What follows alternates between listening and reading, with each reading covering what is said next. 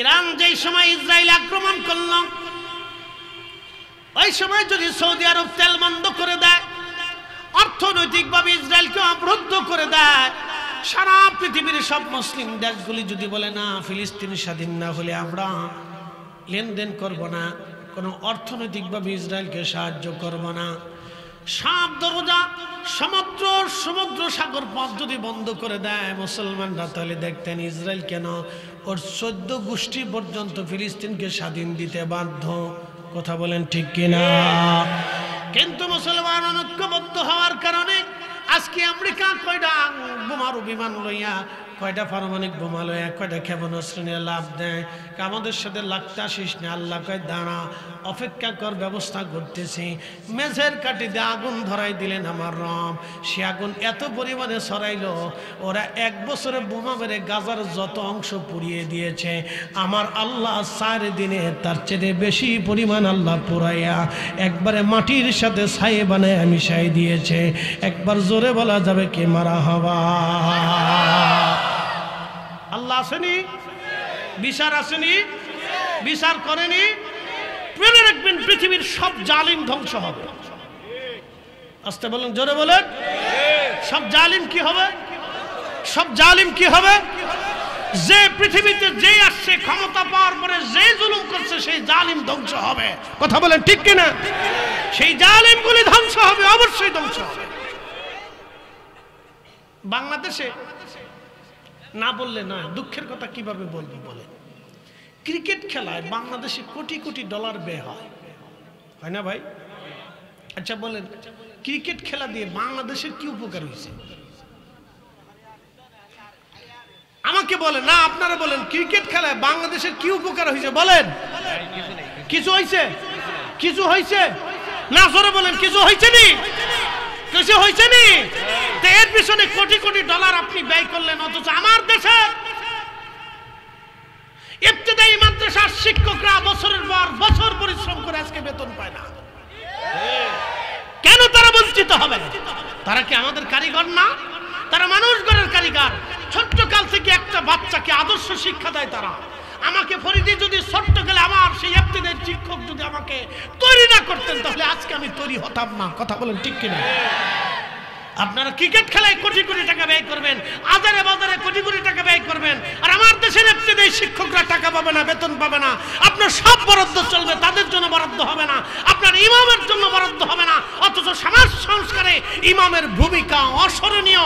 ইমামরা যদি না থাকতো তাহলে আমাদের দেশে খুন খারাপি, রাহাজানি, দর্শন, মারামারি, কাটাকাটি সারা দেশে চলতে থাকতো। কথা বলেন ঠিক?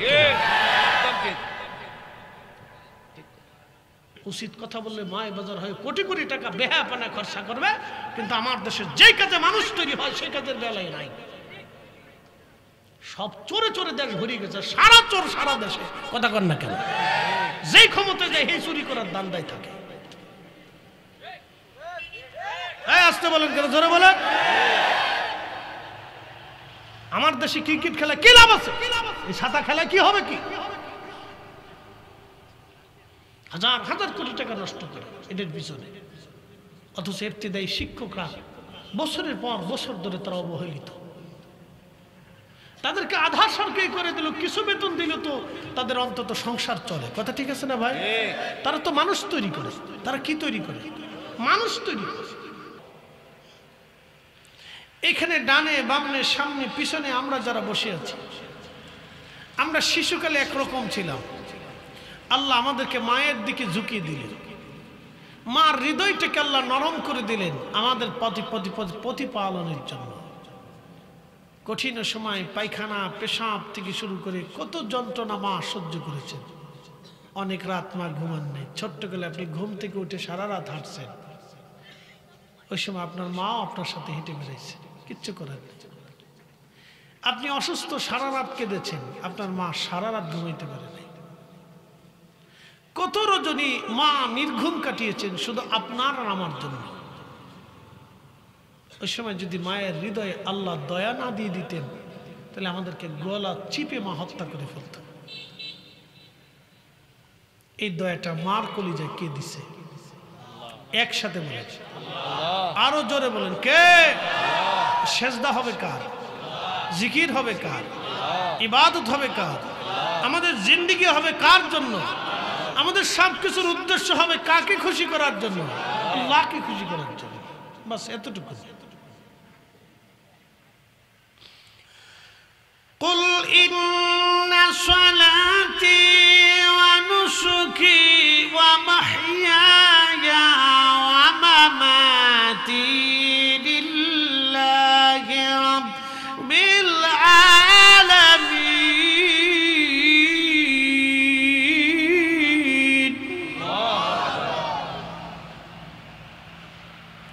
হুজুর আপনি বলে দেন সালাত আমি আল্লাহর জন্য।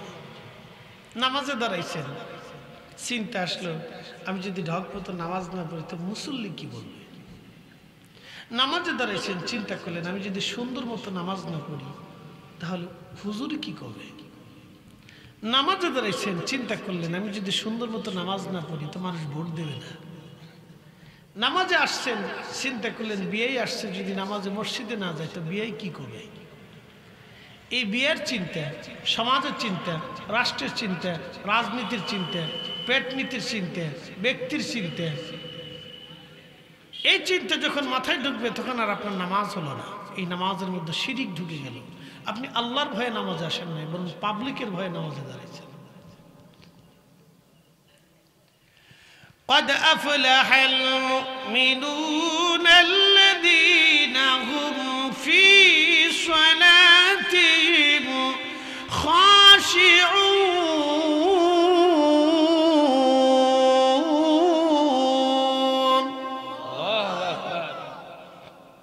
সফল কাম সে হবে, কামিয়াব সে হবে যে নামাজের মধ্যে খুশু খুশু অবলম্বন করবে। প্রিয় উপস্থিতি, উসমানীনগরবাসী খুব মনোযোগ দিয়ে কথাগুলি শুনে যাবে না। আমাদের মায়ের কলিজার ভিতরে আল্লাহ মোহাব্বত সৃষ্টি করে দিলেন। শুধু আমাদের না, একটা মুরগির ছানা যদি দেখেন, ছোট্ট মুরগির বাচ্চা নিয়ে মা মুরগিটা ঘুরে ঘুরে বেড়ায়। বন্য কোনো পশু যদি ওই বাচ্চা ধরার জন্য আসে, আপনি দেখবেন ওই মুরগিটা তার জীবনের সর্বশক্তি প্রয়োগ করে ওই তার বাচ্চাকে বাঁচানোর জন্য বন্য প্রাণীর সাথে মারামারি করে। মুরগি জানে এই শৃগালের সাথে আমি মারামারি করে পারবো না, এই চিলের সাথে মারামারি করে পারবো না, কিন্তু তারপরও তার সর্বশক্তি প্রয়োগ করে তার বাচ্চাকে বাঁচানোর জন্য। একটা মুরগির কলিজাতে তার বাচ্চার প্রতি, সন্তানের প্রতি দয়া সৃষ্টি করে দিলেন আমার আল্লাহ। এই জন্য আল্লাহর একটা নাম আছে রব, রব্বুল আলামিন। তিনি লালন পালন করেনওয়ালা। আমাদের দেশে সনাতন ধর্মে যারা আছে তাদের বিশ্বাস আমাদের বিদ্যার দেবতা আলাদা, আমাদের নিরাপত্তার দেবতা আলাদা, বৃষ্টির দেবতা আলাদা, পানির দেবতা আলাদা, সমুদ্রের দেবতা আলাদা, আলোর দেবতা আলাদা, আধারের দেবতা আলাদা, খাদ্যের দেবতা আলাদা। এই জন্য তারা দেখবেন এক এক সময় এক এক দেবতার পূজা করে। কোনো সময় কালীর পূজা করে, গণেশের পূজা করে, কার্তিকের পূজা করে, কৃষ্ণের পূজা করে, রামের পূজা করে, গরুর পূজা করে, এরপরে গাছের পূজা করে, সূর্যের পূজা করে, সাগরের পূজা করে, সরস্বতীর পূজা করে, লক্ষ্মীর পূজা করে, মনসার পূজা করে। এক এক সময় এক এক দেবতার পূজা করে। তাদের বিশ্বাস সৃষ্টিতে যত যত যা কিছু আছে সব কিছুর জন্য দেবতা আলাদা। এই জন্য সনাতনীদের বিশ্বাস অনুযায়ী একটা দুইটা দেবতা হলো না, ৩৩ কোটি দেবতা হলো। আর আমরা মুসলমান, সারা পৃথিবীর সব মুসলমানকে যদি জিজ্ঞেস করেন মুসলমান তোমার রবকে, আমরা সবাই একই উত্তর দেব, আমাদের রব হলো আল্লাহ। আল্লাহ। কথা বলেন ঠিক না বে ঠিক? আমাদের রবকে একসাথে বলেন কে? আচ্ছা, বেলালকে কাফেররা কেন মারল, কেন পিটাইল বলে? বেলাল তো কোনোদিন চুরি করে নাই, ডাকাতি করে নাই, খুন করে নাই, অড়াহাজানি করে নাই, ধর্ষণ করে নাই, তো বেলালকে কেন পিটাইল? শুধু লা ইলাহা ইল্লাল্লাহু মুহাম্মাদুর রাসূলুল্লাহ সাল্লাল্লাহু আলাইহি সাল্লাম শুধু জানছে যে আল্লাহ ছাড়া রব নাই এবং মুহাম্মদ সাল্লাল্লাহু আলাইহি সাল্লাম আল্লাহর প্রেরিত রাসূল, এই কথাটা বিশ্বাস করার জন্য তার পিঠের চামড়া উঠিয়ে ফেললো। হযরত খাব্বাবকে কেন পিটাইলো? সে তো একজন কামার ছিল, একেবারে নিরপরাধ মানুষ ছিল। সে কাউকে হত্যা করে নাই, জেনা করে নাই, অন্যায় করে নাই, জুলুম করে নাই, চুরি করে নাই, ডাকাতি করে নাই, রাহাজানি করে নাই, কারো সম্পদ চুরি করে আনে নাই। তো কেন পিটানি খেলো? তাকে পিটাইছে শুধু আল্লাহর একত্ববাদ, রসুলের রাসালাতকে স্বীকার করার জন্য। সেই দিন খাব্বাবের পিঠের ভিতর থেকে গোশত উঠে উঠে চলে গেল। হযরত সুমাইয়া রাদিয়াল্লাহু আনহার জীবন চলে গেল। তার গুপ্তাঙ্গে আবু জেহেল বর্ষা মেরে মেরে খুঁচিয়ে নির্মমভাবে তাকে হত্যা করলো। সুমাইয়া তো কারো সন্তান চুরি করে নাই, কারো মাল চুরি করে নাই, কারো বাড়ি আগুন দেয় নাই, কারো সন্তানকে হত্যা করে নাই, কারো কোল খালি করে দেয় নাই। তাহলে তাকে হত্যা কেন করা হলো? শুধু আল্লাহর একত্ববাদ, রসুলের রাসালাতকে স্বীকার করার জন্য। সেই দিন হযরত সুমাইয়া সহ তার স্বামী হযরত ইয়াসার রাদিয়াল্লাহু আনহুর দুই পায়ের মধ্যে তারা রশি বেঁধে দুই উটের গলার মধ্যে বেঁধে দিয়ে দুই উটকে দুই দিক ছুটিয়ে দিল। বারে হযরত ইয়াসারের চামড়া ছিঁড়ে, সোরা বডিটা ছিঁড়ে দুইটা খণ্ডে বিভক্ত হয়ে গেল। হযরত ইয়াসারের দোষ কি ছিল? সে তো কোনো মানুষ হত্যা করে নাই, কারো বাড়িতে আগুন দেয় নাই। তাহলে শুধু আল্লাহর তাওহীদ ও রিসালাতকে স্বীকার করার জন্য সেই দিন হযরত ইয়াসারের জীবন চলে গেল। এইভাবে প্রত্যেকটা সাহাবীর জিন্দেগি চলে গেল শুধু আল্লাহ তার রাসূলের একত্ববাদকে স্বীকার করার জন্য। এই জন্য মনে রাখবেন, জেনে রাখবেন, আল্লাহ এবং তার রাসূলের পথে চলতে হলে আপনাকে মানুষের কটাক্ষ আর মানুষের নিন্দা মন্দ সহ্য করতেই হবে। কথা বলেন ঠিক না বেটা? প্রিয় উপস্থিতি, সেই দিন সাহাবে কিরামের কোনো অপরাধ ছিল না, কোনো অপরাধ ছিল না। রোহিঙ্গাদের কি অপরাধ ছিল বলেন তো? রোহিঙ্গা তো সে দেশের নাগরিক ছিল, তাদেরকে তিলে তিলে হত্যা করা হলো। লক্ষাধিক রোহিঙ্গাকে নিষ্পেষিতভাবে পুড়িয়ে কেটে টুকরা টুকরা করে হত্যা করা হলো শুধু কালিমাতুত তাওহীদ, রিসালাতকে সাক্ষ্য দেওয়ার অপরাধ তাদের। ভারতের বহু মুসলমান আজকে নাগরিকত্ব কার্ড পায় না, মুসলমানদেরকে পিটানো হয়, শুধু বলা হয় বল জয় শ্রীরাম। তাদের অপরাধ কি? মুসলমান তো কারো বাড়ি আগুন দেয় না, মুসলমান তো কারো ঘর ডাকাতি করে নেই, চুরি করে নেই। তার অপরাধ কি? শুধু অপরাধ মুসলমানই কারণে, শুধু মুসলিমই কারণে। প্রিয় উপস্থিতি হাজিরিন, এ প্রিয় ভাই আমার, জীবনের যত কষ্ট আসুক, যাহা আসুক না কেন, আল্লাহর একত্ববাদের উপরে, নবীজির সালাতের উপরে নিজের জীবনকে ব্যয় করাটা, আল্লাহর পথের প্রতি খাওয়াটা আমাদের অত্যন্ত জরুরি দায়িত্ব। আল্লাহর নবী বলতেন, উম্মত তোমাকে কেটে কেটে টুকরা টুকরা যদি করা হয় তাহলেও তুমি শিরিক করবে না, আল্লাহর সাথে অংশীদারিত্ব সাব্যস্ত করবে না। এই জন্য হযরত বেলাল পিঠের চামড়া দিয়ে দিলেন, শুধু আহাদ আহাদ বলে কাঁদলেন সেই দিন। আর কোনো জবাব তার ছিল না, শুধু আহাদ, আল্লাহ এক, আল্লাহ এক। সুমাইয়ার জীবন চলে গেল, ইয়াসারের জীবন চলে গেল, খাব্বাবের পিঠের গোশত চলে গেল, প্রত্যেকটা সাহাবীর নির্যাতন অত্যাচার স্টিম রোলার চলে গেল। নবীজি 2 বছর বন্দী রইলেন। হযরত ফাতেমা রাদিয়াল্লাহু আনহা না খেয়ে খেয়ে পুষ্টিহীন হয়ে গেলেন। আহা, 2টা বছর বাবার সাথে বন্দী ছিলেন, ক্ষুধার যন্ত্রণায় পুষ্টিহীন হয়ে গেলেন হযরত ফাতিমাতুজ জাহরা রাদিয়াল্লাহু আনহা। এই পুষ্টির অভাব তার জীবনেও কোনোদিন শেষ হয়েছিল না। আপনি কল্পনা করতে পারবেন, সাইয়্যিদাতুন নিসাই আহলিল জান্নাহ ফাতিমাতুজ জাহরা, রাসূলের চাইতে এত সুন্দর মনের আর এত চমৎকার জবানের অধিকারী কেউ ছিল না। নিষ্পাপ, আইব মুক্ত, কলঙ্ক মুক্ত। সেই দিন আরবের মানুষ থেকে আল আমিন বলতো, বিশ্বাসী বলতো। সেই নবী যখন তাদেরকে লা ইলাহা ইল্লাল্লাহু মুহাম্মাদুর রাসূলুল্লাহর কালেমার দাওয়াত দিলেন, ঠিক তখনই একদল মানুষ তার বিরুদ্ধাচরণ করে তার মুখে পাথর নিক্ষেপ করলো, বছরের পর বছর তাকে কষ্ট দিল, উটের পচা নারী ভরিগুলি তার দেহের উপরে চাপিয়ে দিত, ক্ষুধার্ত রাখত, পথে ঘাটে গালি দিত, কষ্ট দিত, শুধুমাত্র লা ইলাহা ইল্লাল্লাহু মুহাম্মাদুর রাসূলুল্লাহ এই কালেমার সাক্ষ্য দেওয়ার জন্য। এখন আপনার আমার প্রশ্ন, তো এই কালেমার ভিতরে আছে কি? এবার আসে, এই কালেমার ভিতরে আছে কি? এক নাম্বার, এই কালেমার ভিতরে আছে ন্যায়, অন্যায় এই কালেমা সাপোর্ট করে না।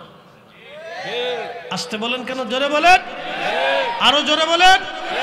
মক্কার কাফেররা জানতো এই কালেমা হচ্ছে সেই কালেমা, এই কালেমা যদি জমিনে প্রতিষ্ঠিত হয় তাহলে আমরা যে মানুষের অর্থ চুরি করি, অর্থ সম্পদ কেড়ে নেই, লুটতরাজ করি, খুন খারাপি করি, আমরা গরিবের হক নষ্ট করে দিয়ে আমরা প্রভাব প্রতিষ্ঠালী হয়েছি, জমিদার হয়েছি, অর্থ সম্পদের মালিক হয়েছি, আমরা অন্যের হকগুলি কেড়ে নিচ্ছি।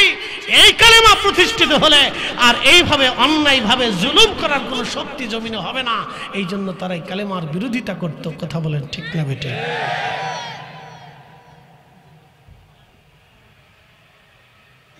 গোরগোবিন্দ যখন বোরহান উদ্দিনের সন্তানকে শহীদ করলো, তো বোরহান উদ্দিনের অপরাধ কি ছিল? কি অপরাধ ছিল? বোরহান উদ্দিন তো কারো বাড়ির জমি কেড়ে আনে নাই। বোরহান উদ্দিন গরু জবাই দিয়েছিল সন্তানের আকিকার জন্য। সেই দিন বোরহান উদ্দিন তো অন্যের গরু ধরে নিয়ে আসে নাই। গোরগোবিন্দ সেই দিন জেনেছিল এই কালেমা যদি প্রতিষ্ঠিত হয় তাহলে এই পৃথিবী থেকে ইনসাফ প্রতিষ্ঠিত হবে। গোরগোবিন্দ জেনেছিল এই কালেমা যদি আসে তাহলে আমাদের উলঙ্গপনার বেহাপনা জমিন থেকে ধ্বংস হবে। আমরা মিথ্যার সামনে মাথা নত করি, চিরজীবনের জন্য প্রতিমা পূজা, সূর্য পূজা, গাছ পূজা, মাছ পূজা সারা জিন্দেগীর জন্য বিতাড়িত হবে। ঠিক তাই বুরহান উদ্দিনের কুরবানির বিনিময়ে হযরত শাহজালাল আমিনের আগমনের মাধ্যমে 360 আউলিয়ার মাধ্যমে এই জমিনে আল্লাহর দ্বীন প্রতিষ্ঠিত হয়ে আজ পুতুল পূজা, মূর্তি পূজা সব বিতাড়িত হয়ে গেছে। কথা বলে ঠিক না বেটি? কালেমার ওজন আছে। কালেমা শুধু এই কালেমার পদ্ধতি সীমাবদ্ধ না, কালেমার বিরাট ওজন। বলে বিরাট ওজন কি? ব্যাখ্যা করতেছি। লা ইলাহা, একসাথে বলেন লা ইলাহা। অর্থ কি? আল্লাহ ছাড়া, জোরে বলেন আল্লাহ ছাড়া, আল্লাহ ছাড়া, একসাথে বলেন আল্লাহ ছাড়া। বিশ্বাস আছে তো? কথা বলেন আছে? আল্লাহ ছাড়া যদি মাবুদ না হয়ে থাকে তাহলে আল্লাহ ছাড়া আর কোনো আইন মানি না। একসাথে বলেন, আরো জোরে বলেন, আরো জোরে বলেন। মুহাম্মাদুর রাসূলুল্লাহ সাল্লাল্লাহু আলাইহি সাল্লাম, মুহাম্মদ সাল্লাল্লাহু আলাইহি সাল্লাম আল্লাহর প্রেরিত রাসূল যদি 100% বিশ্বাস করি তাহলে রাসূল করিমের আদর্শ ছাড়া আমরা আর কারো আদর্শ মানি না। হাত উঁচা করে বলেন ঠিক না বেঠে? কালেমার অর্থ হচ্ছে এটা। আমি সারা রাত বোঝানোর দরকার নেই, কালেমার অর্থ বলে দিয়েছি। কালেমার অর্থ বলে দিয়েছি, পরিষ্কার কালেমার অর্থ। প্রিয় উপস্থিতি আমার হাজিরিন, বন্ধু আমার খুব মনোযোগ দিয়ে কথাগুলি শুনবেন। কালেমা হচ্ছে লা ইলাহা ইল্লাল্লাহ, আল্লাহ ছাড়া আর কোনো ইলাহ নাই, আল্লাহ ছাড়া আর কোনো মালিক নাই, আল্লাহ ছাড়া কোনো রব নাই, আল্লাহ ছাড়া আর আমাদের কোনো স্রষ্টা নাই, আল্লাহ ছাড়া আমাদের আর কেউ দেনেওয়ালা নাই।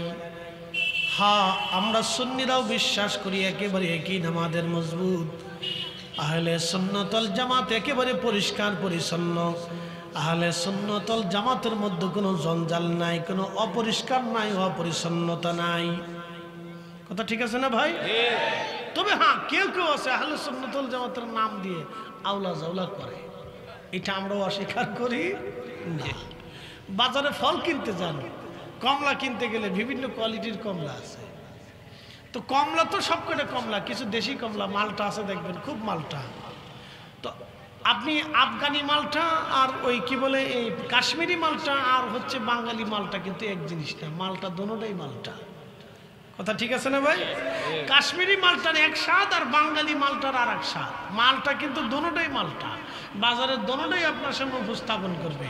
তো পীর কিন্তু বাংলাদেশে বহু আছে, সবাই কিন্তু সাহেব কেবলা ফুলতুলির মতো না। কথা বলেন ঠিক কিনা? পীর দেশে বহু আছে, বহু আছে, বদরপুরীর মতো না, হযরতে শাহ আব্দুল আজিজ মুহাদ্দিস দেহলভীর মতো না, মুজাদ্দিদ আল ফিসানি সিরহিন্দির মতো না, কুতুবউদ্দিন কাকির মতো না, নিজামউদ্দিন আউলিয়ার মতো না, খাজা বাবা আজমিরির মতো না, হুজুর গাউসে পাক মহিউদ্দিন আব্দুল কাদের শেখ আব্দুল হক মুহাদ্দিসে আলেম বহু আছে, কিন্তু শেখ আব্দুল হক মুহাদ্দিস দেহলভির মতো না।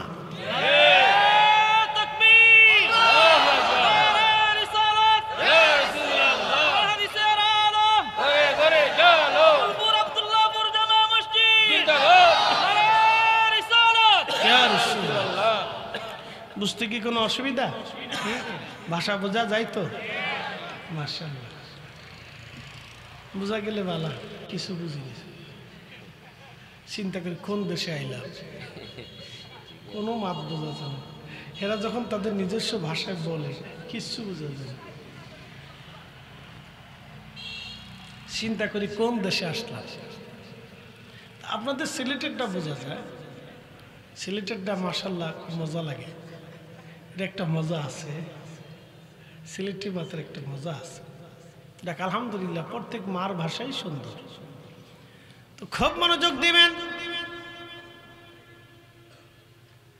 কালিমার সংক্ষিপ্ত ব্যাখ্যা আপনাদের সামনে উপস্থাপন করলাম। আমার রব, আমার আল্লাহ, তিনি আমাদের সব কিছু দিয়ে থাকেন। সৃষ্টির দিকে আপনি যদি তাফাক্কুর করেন, তাফাক্কারুন ফি খালকিস সামাওয়াতি ওয়াল আরদ,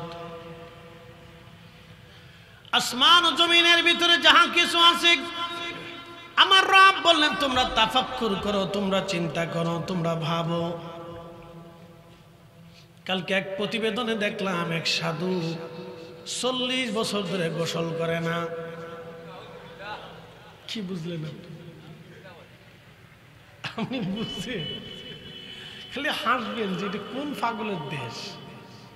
ভারতে কিছু সাধু আছে সারা জীবনই ল্যাংটা থাকে, কাপড় পরে না। আচ্ছা আপনি বলেন তো, এই সাধুদের আদর্শ যদি সারা পৃথিবীতে বাস্তবায়িত হয় তাহলে গার্মেন্টস সেক্টরই সব শেষ। গার্মেন্ট ফ্যাক্টরি আর পৃথিবীতে দরকার নাই। তাঁতি ব্যবসায়ী যারা আছে তারাও শেষ। কাপড় চোপড় দরকার নাই, সবই ল্যাংটাই থাকে। কি আজীব এক দুনিয়া, আপনি দেখেন, চিন্তা করেন। এই জন্য মুহাম্মাদুর রাসূলুল্লাহ সাল্লাল্লাহু আলাইহি ওয়াসাল্লাম ওনার আদর্শ ব্যতীত যা আছে সব মিথ্যার ভণ্ডামি। কথা বলেন ঠিক কিনা? হ্যাঁ, হাত উঁচা করে বলেন ঠিক কিনা?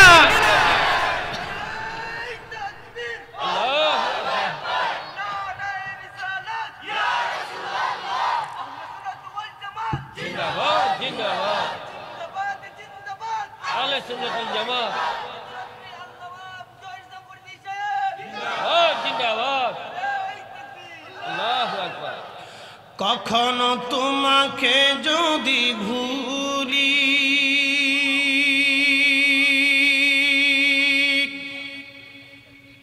হেদায়েতের আলো জেলে নিয় কাশ তুলি,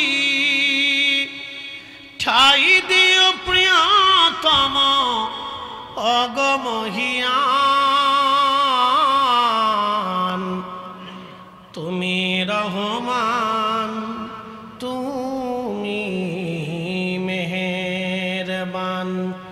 অন্ধ গাহে না শুধু তোমার গুণগান, বুঝেও বুঝে না তবু শান, তুমি রহমান, তুমি মেহেরবান।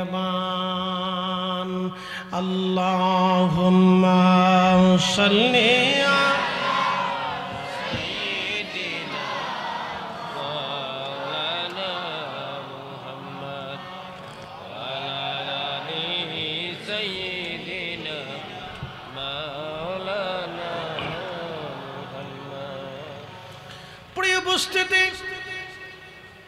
উসমানী নগরবাসী খুব মনোযোগের সাথে কথাগুলি শুনে যাবেন।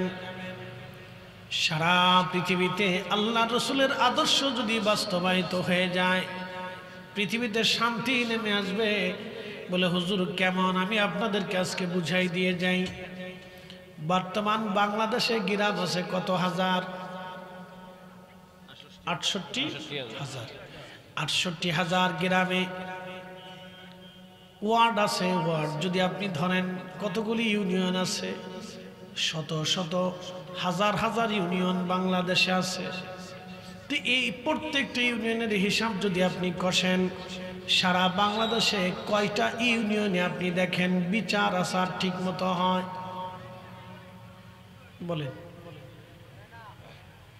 ঠিক মতো কয়টা ইউনিয়নে বিচার আচার হয়? আপনি বলেন, বলে দেন। আপনি বলেন, এই বাংলাদেশের খুনের বিচার কয়টা ঠিক মতো হয়েছে? আপনি বলেন। স্বাধীনতার পর থেকে এই পর্যন্ত শত শত হাজার হাজার লক্ষ লক্ষ খুন হয়েছে। কি কথা কন না কেন? এই খুনের বিচার কয়টা ঠিক মতো হয়েছে? এদেশে হাজার হাজার লক্ষ লক্ষ নারী স্বাধীনতার পর থেকে ধর্ষিত হয়েছে। এই কথা বলেন, কয়টা বিচার ঠিক মতো হয়েছে? বলেন, আপনি বলেন। এদেশে প্রত্যেক মাঝে মধ্যে জমি নিয়ে লড়াই হয়, ক্ষমতা নিয়ে, আধিপত্য নিয়ে ঝগড়া জঞ্জাল, মারামারি, কাটাকাটি হয়। কয়টা বিচার ঠিক মতো হয়েছে? আপনি বলেন। যদি আল্লাহ তার রসুলের আইন মোতাবেক বিচার হতো, তাহলে এদেশে খুন খারাপি আর এই ধর্ষণ, অন্যায়, অবিচার একবারে জিরো টলারেন্সে চলে আসতো। কথা বলেন, ঠিক না বেটে?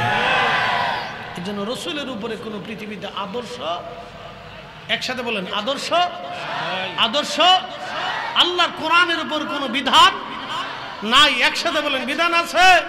নাই।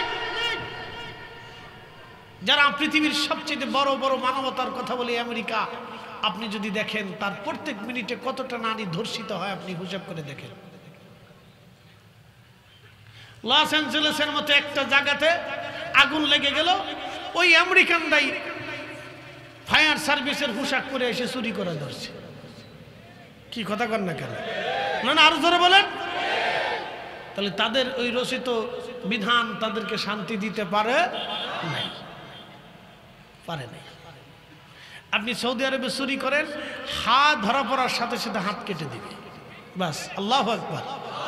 আপনি মানুষ হত্যা করেন, একবারে ফায়সালা দিয়ে দিয়ে আপনার গর্দান থেকে মাথা বিচ্ছিন্ন করে দিবে, একবারে সাথে সাথে ফায়সালা। 6 মাস 6 বছর আর ঘোরা লাগবে না, 3 মাসের ভিতরে ফায়সালা হয়ে যাবে। একসাথে বলবেন আল্লাহু আকবার। না না, আরো জোরে বলেন আল্লাহু আকবার। তাহলে বোঝা গেল আল্লাহ এবং তার রসুলের বিধানের ভিতরে আমাদের শান্তি লুকানো আছে। কথা বলেন, ঠিক কিনা?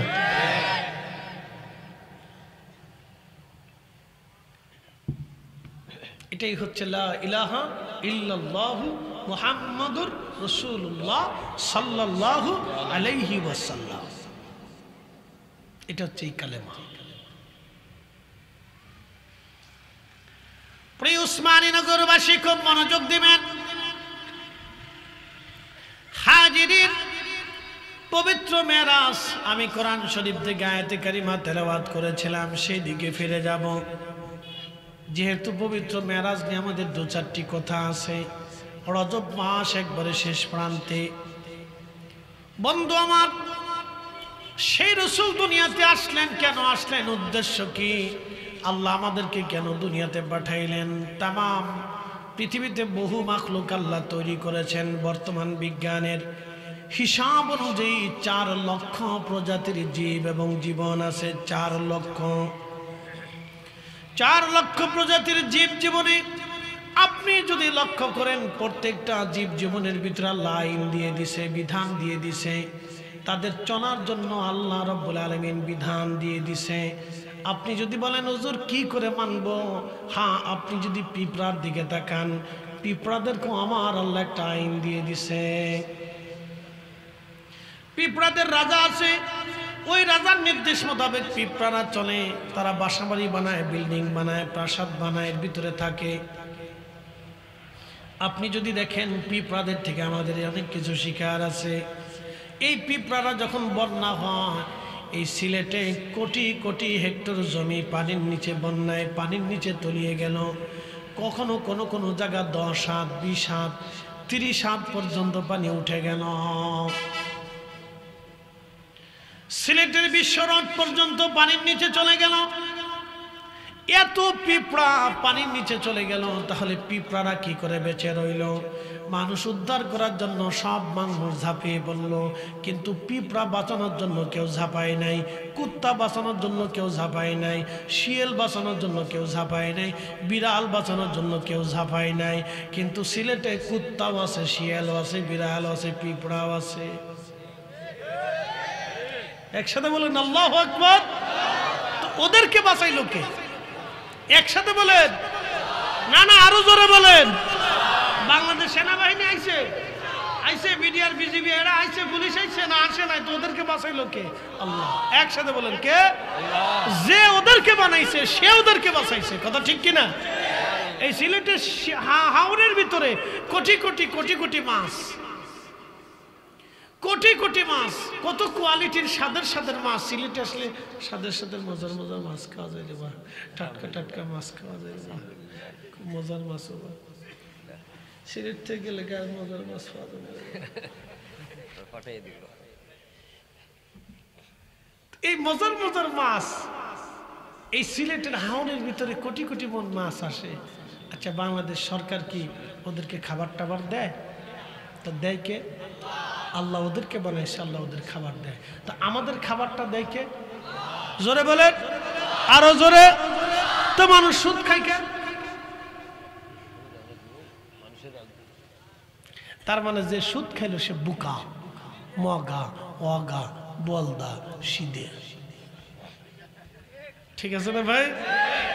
বরিশালের নিম্নে গেলে কয় অগা, আর একটু উপরে আসলে কয় মগা, আমাদের ফরিদপুরে কয় বলদা, আপনাদের সিলেটে কয় সিদে। একই জিনিস, চার নাম, জিনিস কিন্তু একটাই, বলদা, অগা, মগা, সিদে। তো যারা সুদ খায় তারাও এরকম সিদে, অলদা, বলদা, মগা, সগা, অগা, যাইকর। যারা ঘুষ খায়া নিজের অর্থকে বৃত্তকে অনেক বেশি বাড়ায় তাদের মতো বুকা পৃথিবী তার একটাও নাই। কথা বলেন ঠিক কিনা? আচ্ছা বলেন তো, এই এক কাপ চা বরাদ্দ কার হাতে? বুঝা কইস না বুঝা কইস, ডরাইছে। বরাদ্দ কার হাতে? জোরে বলেন আল্লাহ। একসাথে বলেন কার হাতে? কোন সন্দেহ? আমার সৃষ্টির 50,000 বছর আগে আল্লাহ এই কাপ চা আমার জন্য বরাদ্দ রাখছিল, এই জন্য 2 চুমুক খাইছি। যদি বরাদ্দ না রাখতো তাহলে খাওয়ার কোনো উপায় আমাদের ছিল না। তো মনোযোগ দেন,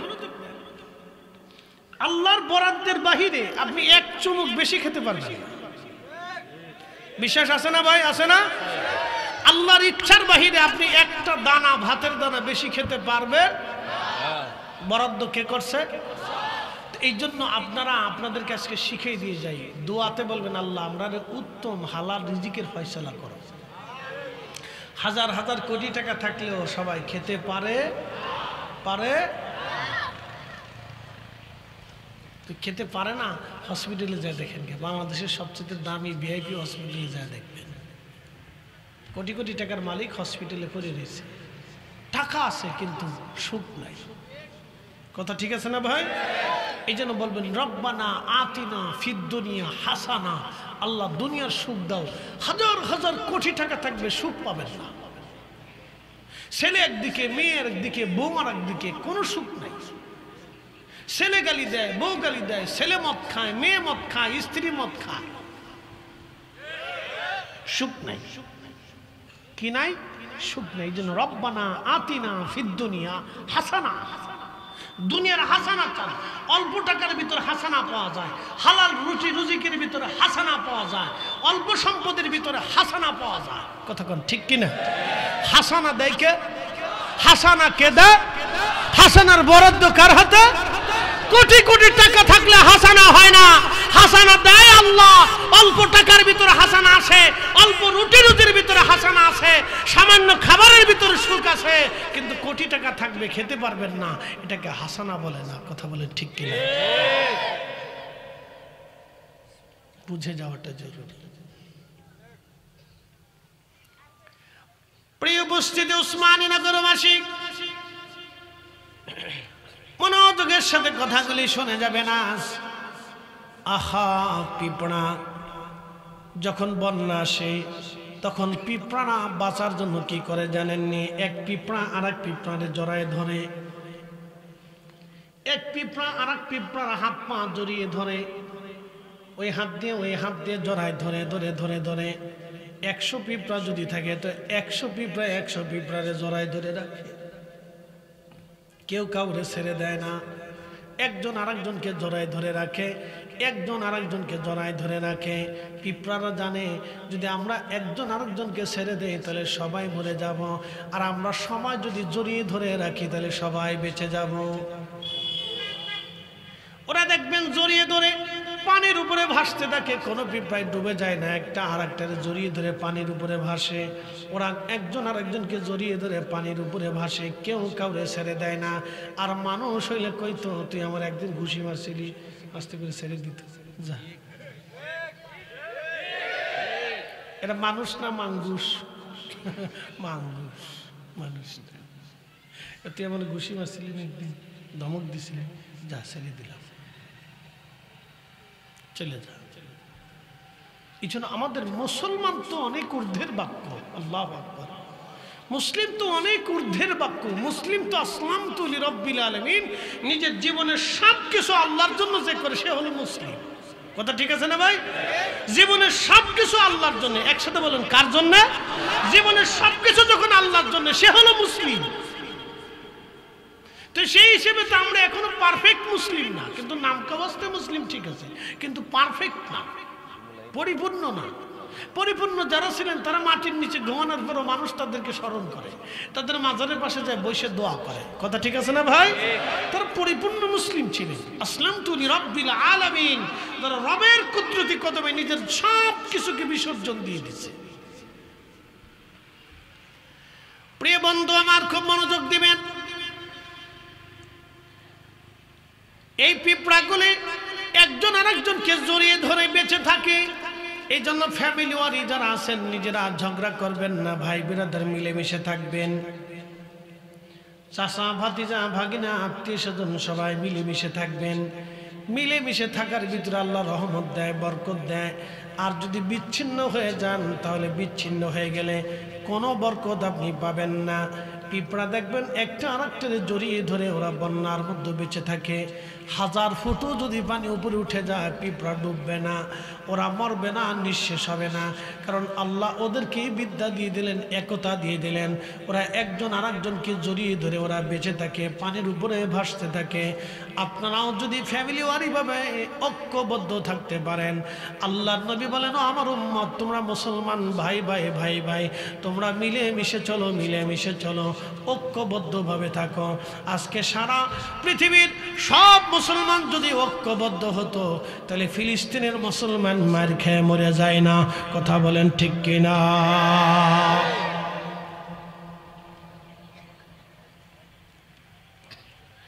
ইরান যেই সময় ইসরায়েল আক্রমণ করল,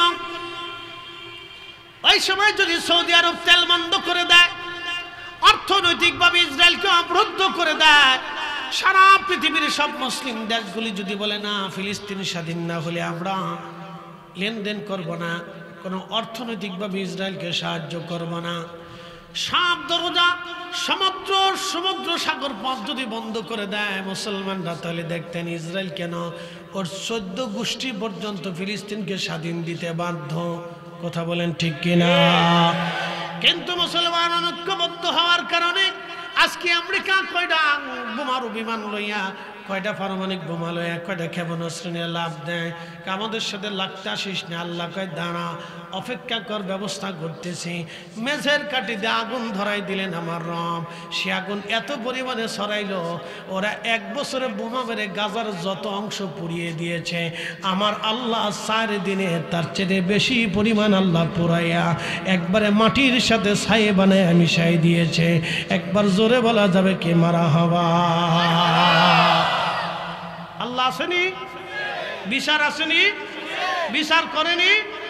মনে রাখবেন পৃথিবীর সব জালিম ধ্বংস হবে। আস্তে বলেন, জোরে বলেন, সব জালিম কি হবে? সব জালিম কি হবে? যে পৃথিবীতে যে আসছে ক্ষমতা পাওয়ার পরে যে জুলুম করছে সেই জালিম ধ্বংস হবে। কথা বলেন ঠিক কিনা?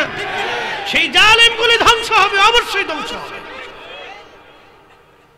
বাংলাদেশে না বললে না, দুঃখের কথা কিভাবে বলবো বলেন? ক্রিকেট খেলায় বাংলাদেশে কোটি কোটি ডলার ব্যয় হয়, হয় না ভাই? আচ্ছা বলেন, ক্রিকেট খেলা দিয়ে বাংলাদেশের কি উপকার হয়েছে? আমাকে বলেন না, আপনারা বলেন ক্রিকেট খেলায় বাংলাদেশের কি উপকার হয়েছে বলেন? কিছু হয়েছে? কিছু হয়েছে না? জোরে বলেন কিছু হয়েছে নি? কিছু হয়েছে নি? এর পিছনে কোটি কোটি ডলার আপনি ব্যয় করলেন, অথচ আমার দেশে ইবতিদায়ী মাদ্রাসার শিক্ষকরা বছরের পর বছর পরিশ্রম করে আজকে বেতন পায় না। কেন তারা বঞ্চিত হবে? তারা কি আমাদের কারিগর না? তারা মানুষ গড়ের কারিগর। ছোট্ট কাল থেকে একটা বাচ্চাকে আদর্শ শিক্ষা দেয় তারা। আমাকে ফরিদি যদি ছোট্ট গেলে আমার সেই ইবতিদায়ী শিক্ষক যদি আমাকে তৈরি না করতেন, তাহলে আজকে আমি তৈরি হতাম না। কথা বলেন ঠিক কিনা? আপনারা ক্রিকেট খেলায় কোটি কোটি টাকা ব্যয় করবেন, আজারে বাজারে কোটি কোটি টাকা ব্যয় করবেন, আর আমার দেশের ইবতিদায়ী শিক্ষকরা টাকা পাবে না, বেতন পাবে না। আপনার সব বরাদ্দ চলবে, তাদের জন্য বরাদ্দ হবে না, আপনার ইমামের জন্য বরাদ্দ হবে না। অথচ সমাজ সংস্কারে ইমামের ভূমিকা অস্মরণীয়। ইমামরা যদি না থাকতো তাহলে আমাদের দেশে খুন খারাপি, রাহাজানি, দর্শন, মারামারি, কাটাকাটি সারা দেশে চলতে থাকতো। কথা বলেন ঠিক? উচিত কথা বললে মায় বাজার হয়ে কোটি কোটি টাকা বেহাপানা খরচা করবে, কিন্তু আমার দেশের যেই কাজে মানুষ তৈরি হয় সেই কাজের বেলায় নাই। সব চোরে চোরে দেশ ভরিয়ে গেছে, সারা চোর সারা দেশে। কথা কর না কেন? যেই ক্ষমতা যায় সেই চুরি করার দান্দায় থাকে।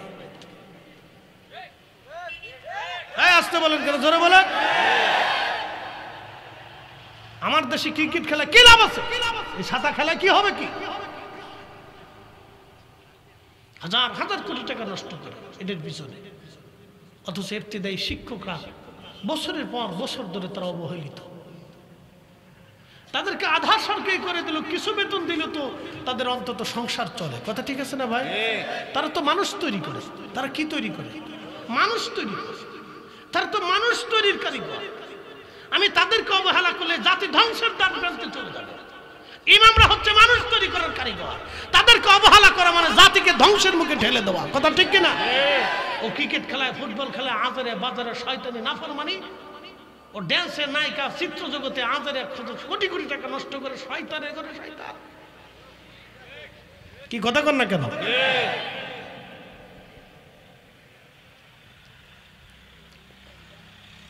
যে বেডিরা কাপড় চোপড় খুলে মানুষের বডি দেখাইতে হবে, হেদির পিছনে টাকা খরচা করে। আমাদের দেশের চিত্র জগতে সরকার বাজেট করে কি করতে চায়? এটা দিয়ে কি হবে? এটা দিয়ে আজ পর্যন্ত কোনো মানুষ তৈরি হয়েছে? আমাদের দেশের কোনো যুবক তৈরি হয়েছে? কোনো নারী তৈরি হয়েছে? সব বেহায়াপনা তৈরি করছে। কথা ঠিক কিনা? লক্ষ লক্ষ যুবকের চরিত্র নষ্ট হয়েছে, নারীর চরিত্র নষ্ট হয়েছে, হাজার হাজার মায়ের মাথা মুকুটে ফেলেছে, বাবার সম্মান নষ্ট হয়েছে। এই সমস্ত চিত্র জগৎ দেখা আমার দেশের হাজার হাজার হাজার হাজার লক্ষ লক্ষ মায়ের জীবন নষ্ট হয়ে গেছে। মেয়ে ঘর থেকে বের হয়ে গেছে, বাবা মুখ দেখাইতে পারে না সমাজে। ছেলে আর একটা মেয়ে ধরে নিয়ে চলে আসছে, মা সমাজে মুখ দেখাইতে পারে না, লজ্জায় মাথায় হয়ে গেছে। এই সমস্ত চিত্র জগৎ ফাজিল ফুক্ষার কোথাকা।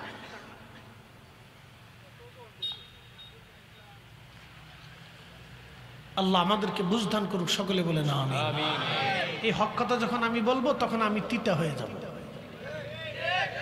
আমি কি হয়ে যাব? তিতা তিতা। আমি তিতা হয়ে যাব। আল্লাহ আমাদের প্রত্যেকের বুঝদান করুক, সকলে বলে না আমিন। প্রিয় ভাই আমার, কি বলবো বলেন তো? বলার তো কোনো ভাষা নাই। কোরআনের হাফেজরা 4 বছর ধরে কত কষ্ট করে কোরআনের হেফজ করে। আমরা এই বাচ্চাদেরকে শুধু পাগড়ি দেওয়া ছাড়া আর কি দিতে পারছি? বলেন, আপনি বলেন আল্লাহর মহাগ্রন্থ, আল্লাহর কোরআন। আমরা এদেশের কোটি কোটি মুসলমান, তাদেরকে আমরা কি উপহার দিছি? অথচ 30টা পড়া কোরআন তারা মুখস্থ করছে। 30টা পাড়া তারা মুখস্থ করছে এই কোরআন। এই হাফেজ কোরআনগুলি, এই পাখিগুলি, কোরআনের পাখিগুলি, তারা কোরআন মুখস্থ করছে। 30টা পাড়া, 114টি সূরা তাদের সিনার ভিতরে জমা করছে এই বাচ্চাগুলি। শুধু পাগড়ি দেওয়া ছাড়া আমরা তার কিছু দিতে পারি নাই, একটা সার্টিফিকেটও তাদের দিতে পারি নাই।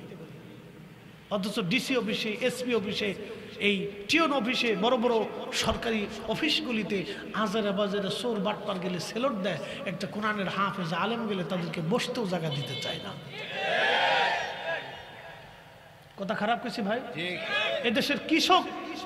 এদেশের কৃষক আমাদের এই যে সুন্দর ভাত খাই, আমরা এই যে সবজি খাই, আমাদের খাদ্যার ঘাটতির জন্য কৃষকের ত্যাগ কি কম ভাই?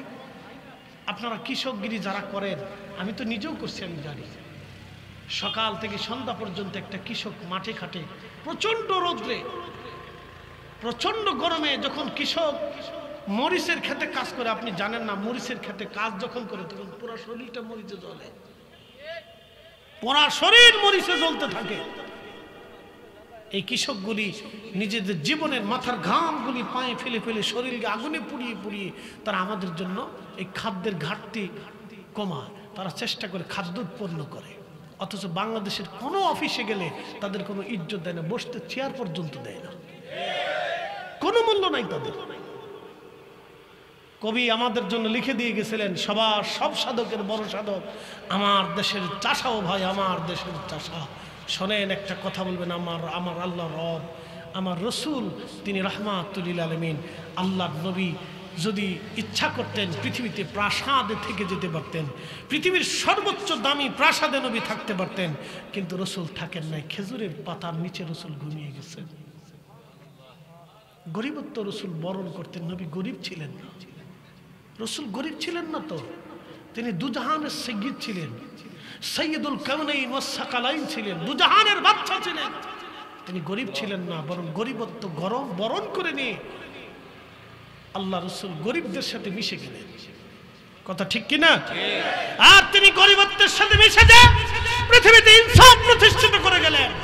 और পৃথিবীতে তিনি ইনসাফ প্রতিষ্ঠিত করে গেলেন, ন্যায় বিচার প্রতিষ্ঠিত করে গেলেন, ন্যায় প্রতিষ্ঠিত করলেন, এতিমের হক প্রতিষ্ঠিত করলেন, নারীর হক প্রতিষ্ঠিত করলেন, শ্রমিকের হক প্রতিষ্ঠিত করলেন, কৃষকের হক প্রতিষ্ঠিত করলেন, রাখালের হক প্রতিষ্ঠিত করলেন, একটা প্রাণীর হক পর্যন্ত রাসূল প্রতিষ্ঠিত করলেন। কথা বলেন ঠিক না বেটে? তিনি রাহমাতুল লিল আলামিন।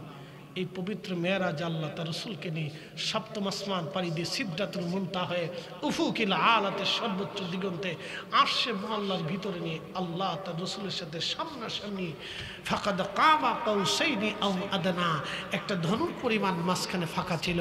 হযরতে ইবনে আব্বাস রাদিয়াল্লাহু আনহুমা, তিনি রাইসুল মুফাসসিরিন বলতেছেন, ওই সময় আমার রাসূল আল্লাহকে তার কপালের চোখ দিয়ে দেখলেন। রাআইতু রাব্বি আজ্জা ওয়া জাল্লা ফি আহসানি সুরতি, আমার রাসূল আমার আল্লাহকে দেখলেন উত্তম সুরতে। একসাথে বলা যাবে মারহাবা, আরো জোরে। আমরা সেই নবীর উম্মত, আমরা গর্ববোধ করি, আমরা শ্রেষ্ঠ নবীর উম্মত, আমরা শ্রেষ্ঠ জাতি। কথা বলেন ঠিক কিনা? তেলের গাড়ি তেলে চলে,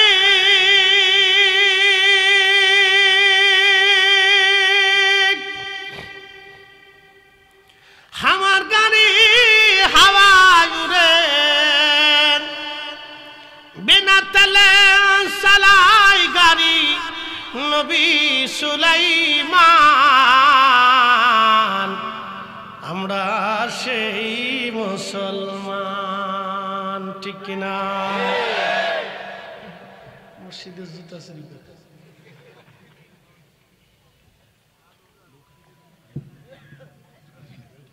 কি বলবেন আপনি চিন্তা করেন। আচ্ছা শোনেন, আপনাদের কাছে একটা কথা বলি। বাংলাদেশের এখন আমি ওহাবি, সুন্নি, লামাযহাবি, জামাতি কোনো কিছুই চিনি না। আমি এক কথায় বুঝতেছি এই মুহূর্তে ধরে ধর্মীয় আকীদাগত মাসালাগত মত পার্থক্য আগেও ছিল, আগামীতেও থাকবে। কথা ঠিক আছে না ভাই? কিন্তু দেশ আমাদের কাদের? সবার না? দেশ কাদের? সবার। গাঁজা কি কোনো ধর্ম চিনে?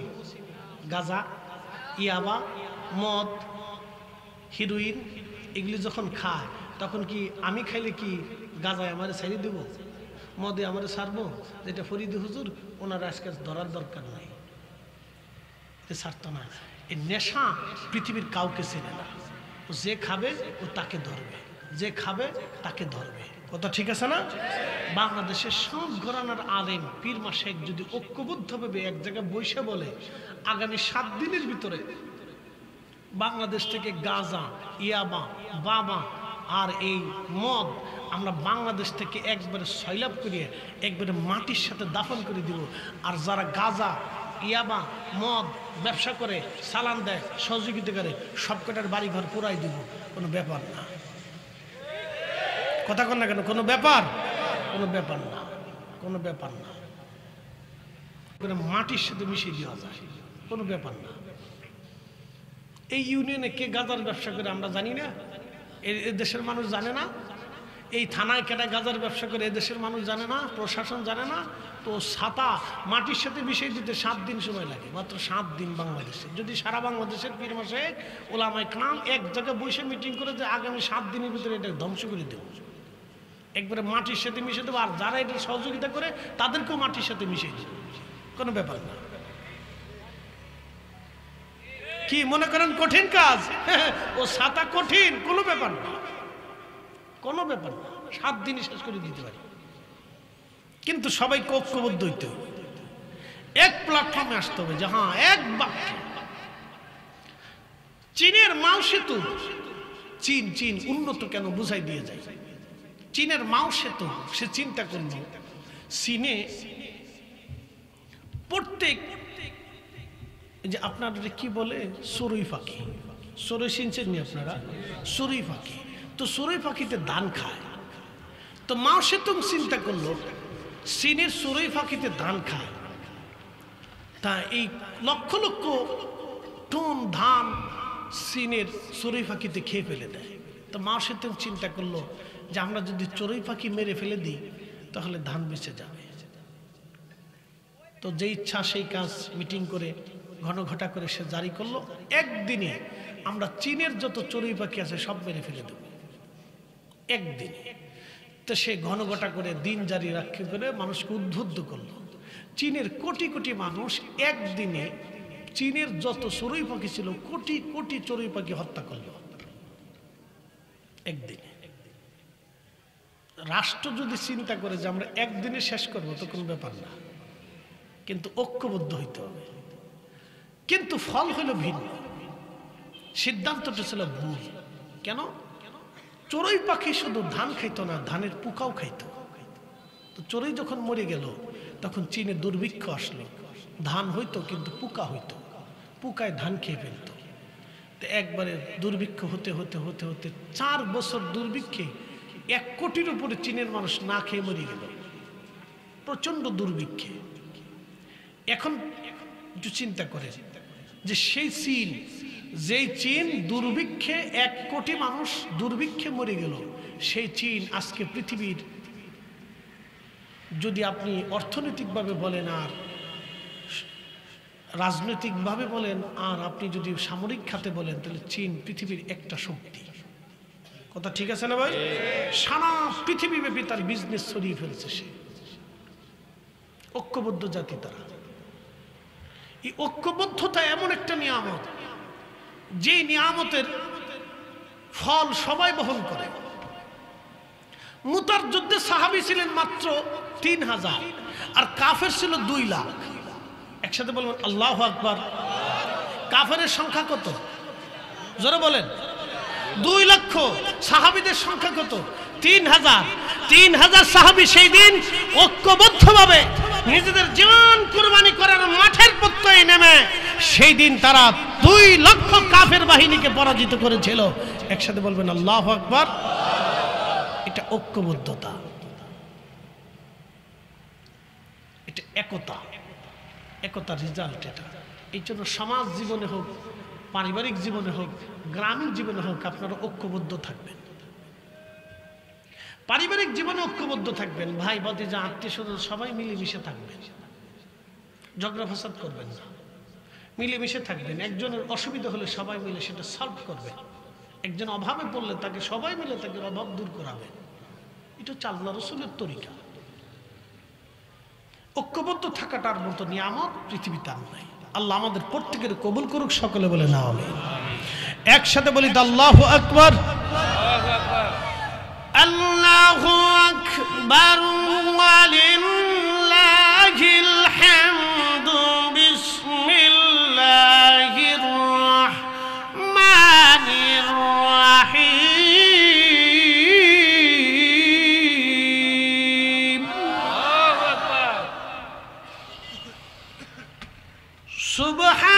সুবহানাল্লাযী আসরা বিআবদিহি লাইলাম মিনাল মাসজিদিল হারাম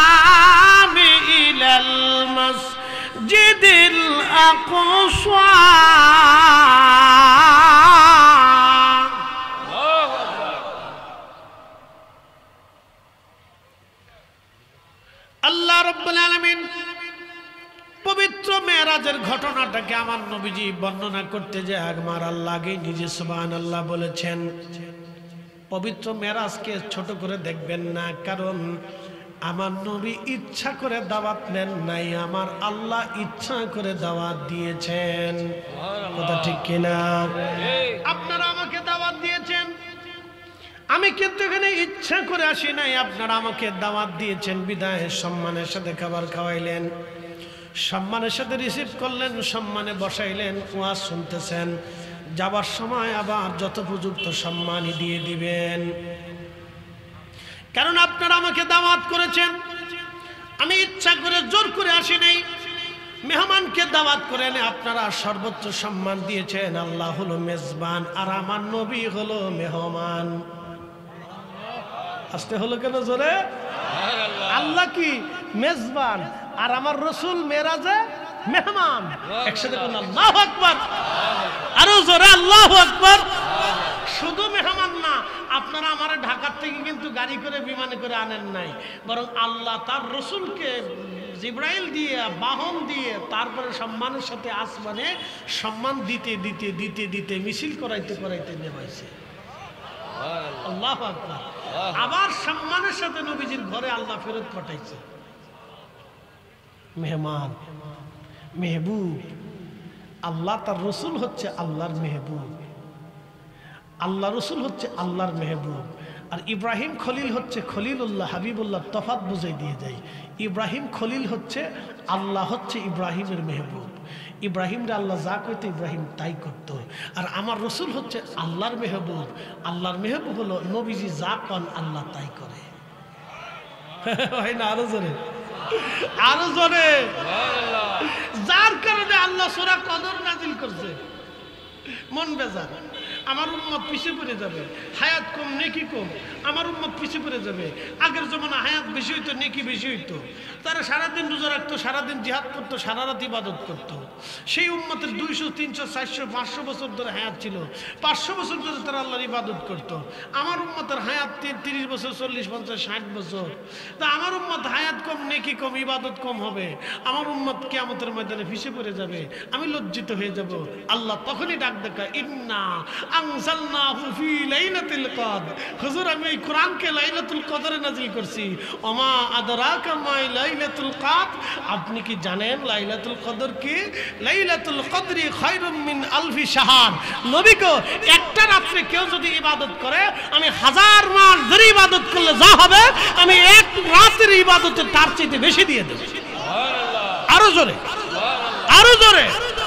নবীজি খুশি হয়ে গেলেন, নবীজির চেহারা চকচক করতে লাগলো। হ্যাঁ, তাহলে আমার উম্মত জিতে গেছে। ইনি মেহবুব। একসাথে বলেন তিনি কি? জোরে বলেন তিনি কি? মেহবুব বেজার হইলে আল্লাহ, মাহবুব মেহবুব বেজার হয়ে গেলে মাসুক বেজার, আশিক খুব কষ্ট পেয়ে যায়। যেমন আপনার ছোট্ট বাচ্চা, আপনি ছোট্ট বাচ্চার কিছু এনে দিতে না পারলে ও কান্নাকাটি করলে আপনার কাছে কষ্ট লাগে। কথা ঠিক আছে না? আপনার ছোট্ট বাচ্চাটা আপনার মেহবুব, আপনার বাচ্চাটা আপনার মেহবুব,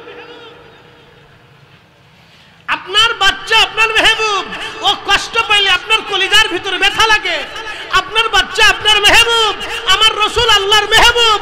নবী ব্যথা পাইলে আল্লাহর কষ্ট হয়, রসুলকে ব্যথা দিলে আল্লাহ কষ্ট হয়। নবী তাজিম করলে আল্লাহর তাজিম হয়, নবী বললে আল্লাহ মানা হয়, রসুলের ইত্তেবা করলে আল্লাহর ইত্তেবা হয়, নবীর শান গাইলে আল্লাহর শান হয়, নবীর মান গাইলে আল্লাহর মান হয়, নবীর দলে থাকলে আল্লাহর দল হয়, নবীর জন্য জীবন দিলে আল্লাহর জন্য জীবন দেওয়া হয়, নবীর পথে হলে আল্লাহর পথ হয়, নবী মানলে আল্লাহ মানা হয়। এই জন্য আমরা সুন্নিরা রসুল রসুল করি, নবী নবী করি। রসুলের তাজিমের ব্যাপারে আমরা জিরো টলারেন্স। আমরা আকাবির, আল্লাহ আমাদের আকুল আকাবির, মুজাদ্দিদ আল ফাসানি, আব্দুল হক মুহাদ্দিস দেহলভী, শাহ ওয়ালিউল্লাহ মুহাদ্দিস দেহলভী, কারামতুল জানপুরি, আল্লামা বদরপুরি, শাহ সুফি ফতেহ আলী রসুলনামা, হযরত নূর মোহাম্মদ নিজামপুরি, শাহ আব্দুল আজিজ মুহাদ্দিস দেহলভী, আব্দুল হক মুহাদ্দিস দেহলভী, ফুলতুলি রহমাতুল্লাহ আলী শাহ, অসংখ্য আউলিয়া আতকিয়া, আমার পীর মুর্শিদ শাহ, এই জমিনের মধ্যে যারা ছিলেন, আশিকে রসুল যারা ছিলেন, তারা নবীর ইশকে, রসুলের ইজ্জতে তারা জিরো টলারেন্স, কাউকে ছাড় দেয় নাই। কথা বলেন ঠিক না বেঠিক?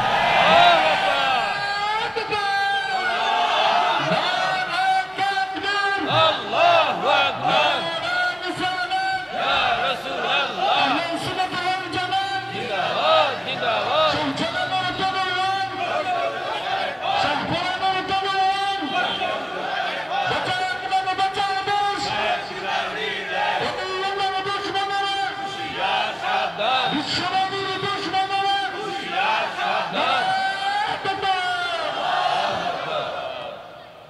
আমি কি বুঝাইতে সক্ষম হয়েছি? ছোট্ট করে বুঝাইছি, 1000 কথার 10 কথা দিয়ে বুঝিয়ে দিয়েছি। যেটা 1000 কথা দিয়ে বুঝাবো সেটা আমি 10 কথা দিয়ে বুঝিয়ে দিয়েছি। মেহবুব, এই জন্য কাজী নজরুল লিখতেন, আমি যদি আরব হতাম মদিনারি পথ, সেই পথ দিয়ে হেঁটে যাইতেন নূর নবী হাজরাত, নূর নবী হাজরাত।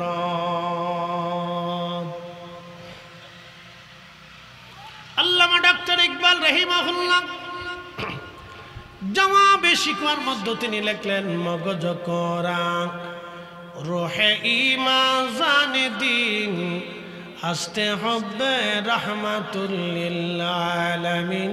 মগজ করা রোহে ঈমান জানে দিন হাসতে হবে রাহমাতুল লিল আলামিন।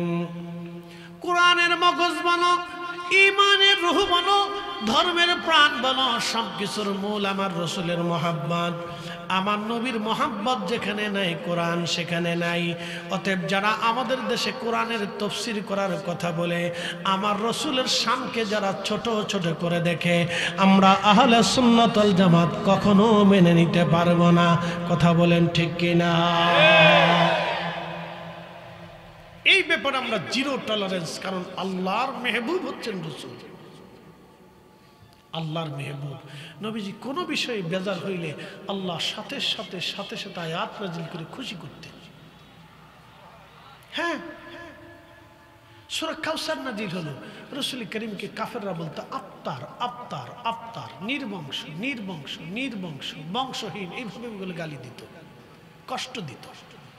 আল্লাহ রসুল বেজার হয়ে থাকেন, মন খারাপ, সাথে সাথে আল্লাহ কোরআনের আয়াত নাজিল করে দিলেন, ইন্না আ'তাইনাকাল কাউসার ফাসাল্লি লিরাব্বিকা ওয়ানহার ইন্না শানিয়াকা হুয়াল আবতার। নিশ্চয় আমি আপনাকে হাউজে কাউসার দিয়ে দিলাম। আরো জোরে আয়াত নাজিল হওয়ার পরে রাসূল করিমের চেহারা চকচক করতেছে। মেহবুব বেজার হয়েছে, খুশি করে দিল। মেহবুব বেজার হয়েছে, খুশি করে দিল। রাসূলের ভালো লাগে না, ভালো লাগে না, লাগে না, লাগে না। আল্লাহ পাক নাজিল করলেন, আশা আইয়াবআসাকা রাব্বুকা মাকামান মাহমুদা।